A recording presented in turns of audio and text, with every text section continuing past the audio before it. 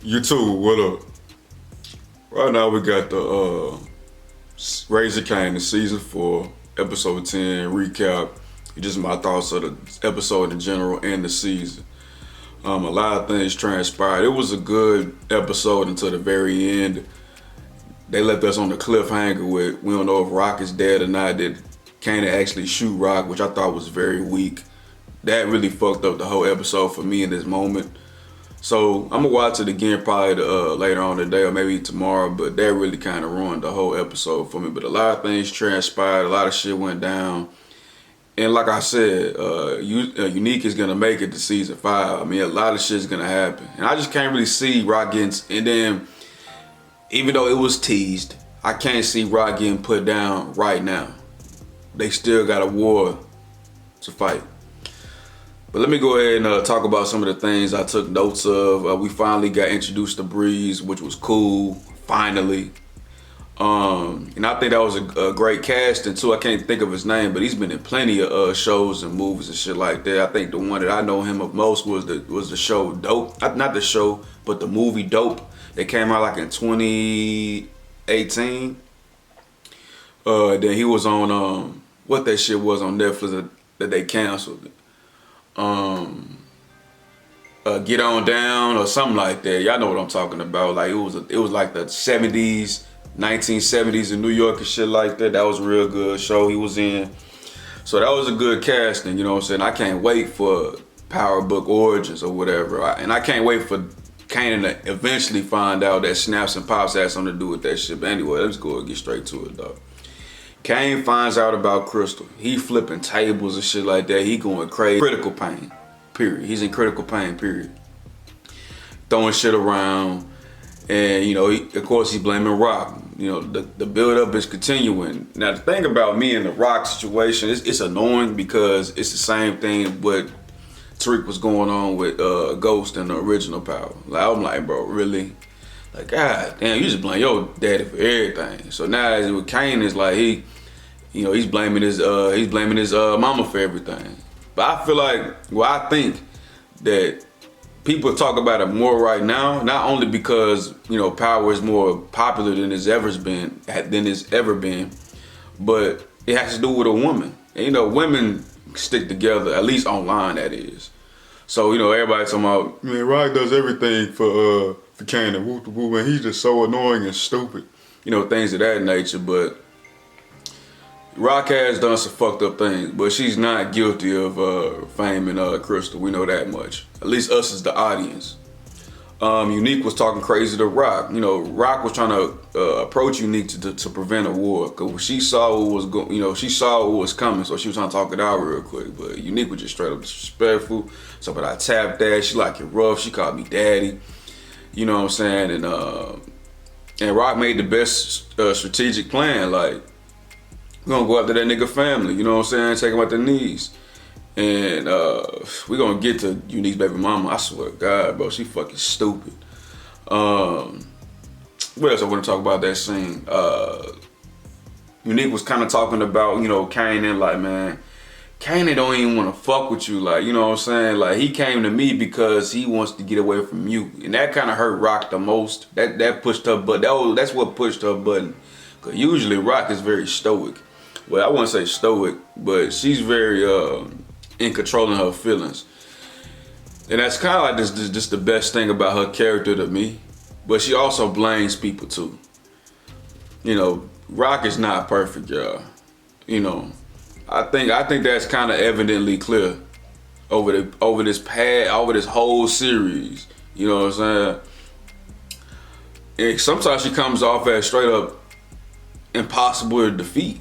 You know what I'm saying? It's kind of like that Ghost effect. Like, the only way she's gonna get taken out is by her son. That's not really, how I wanted to go, but shit, she unstoppable. You know what I'm saying? She damn near the main character, bro. Think about it.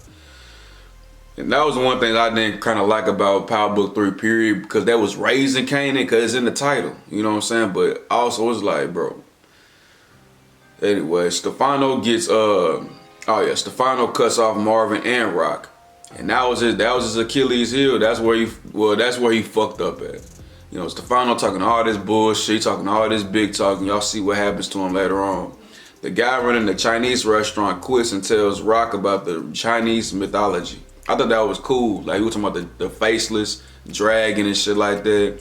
And he was like, you know what the worst thing about, you know what the scariest thing about that monster is? That he can't even see himself. And that's exactly who you are. That was cool. I like that line right there. I like that whole dialogue. Because it had Rock to think for a little minute. If you get Rock to shut up and think for a little bit, you got her. Straight up. Just like with any other female. Especially a masculine one. Lou finds out Unique. That's what I'm saying. What did goddamn Unique tell his baby mama?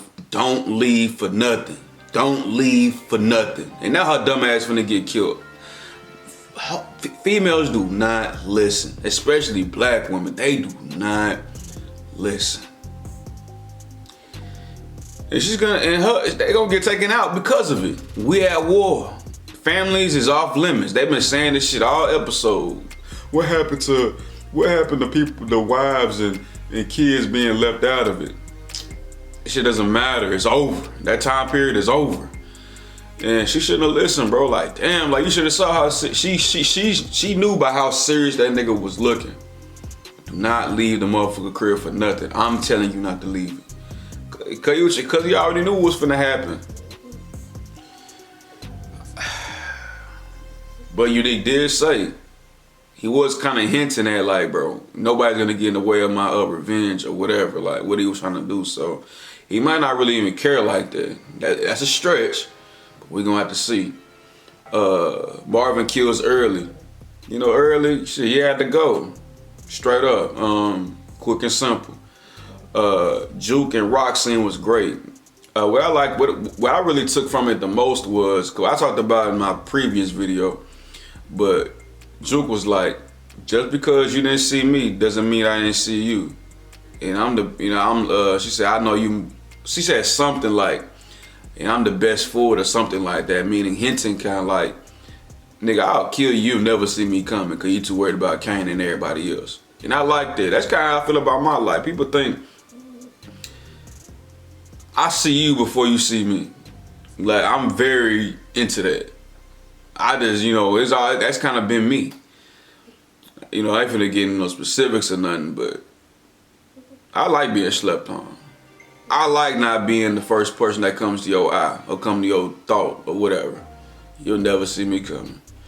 But anyways, I thought that was a great scene in general. Phil stabs Stefano. So we don't know if bro dead or not. You know, I wanted to believe he was dead. He was talking all that macho shit they were talking about, you know what I'm saying? Like, you know, you steady crossing the line, you disrespecting me, shit like that. Like, I'm gonna have to tell them that you really had something to do with Sal. And bro, like, shit, fuck it, I'm gonna kill you right here and now. But, you know, people in power, you gotta see them actually die to confirm that they're dead. You can't just assume. Just like the shit with Unique. When Ronnie first tried to take him out, we thinking in our heads like, man, he can't be dead, right? Cause we really didn't, you know what I'm saying?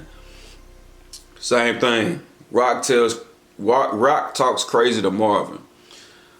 I didn't like this scene at all. Like, Marvin is probably the most trustworthy person that you had this whole show, you know what I'm saying? But you steady talking down to this nigga, and he your older brother. You steady throwing that shit in that nigga face.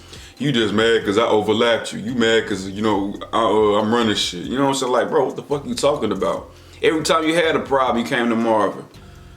So I'm glad, I see Marvin's character is closing. Like he's finna get taken out or he's finna go to jail. And it's been teased this whole series, you know what I'm saying? So that's kind of, and I love Marvin, bro. He probably my top 3 character of this spinoff. Kanan meets Breeze, I mean. Finally, it's been a long time coming, and I was actually really geeked about it. And it was the first time we saw Snaps and Pops standing. Well, besides when Pops killed Crystal. But yeah, crazy shit, right? And Snaps fucked up by saying they'll need Kanan only for the short term. Yeah, so yeah, that kind of solidified he's gonna die. Both of them gonna die. You can't be saying that shit in front of Kanan. Eventually you're gonna figure it out. And we know what Kanan is gonna become. So it's inevitable.